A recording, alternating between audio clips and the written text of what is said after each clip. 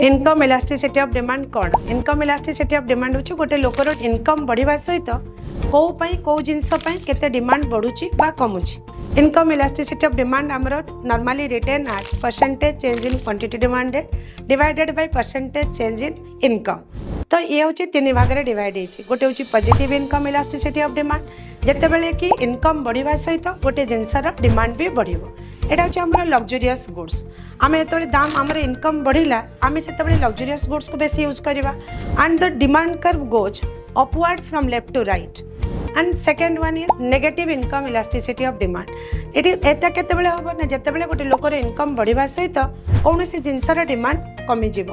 मानेकर आमर पखाल आमर जो इनकम बढ़ुची आम बेसी फास्ट फूड को प्रिफर करवा आ पखाल को आम इग्नोर करवा। तो ये कौन हम ना demand curve goes upward from right to left. And the last one income elasticity of demand is zero. केतेबेले ना जितेबाला इनकम बढ़िला किंतु demand for the goods is constant. आमर एटा possible in case of necessary goods like medicine.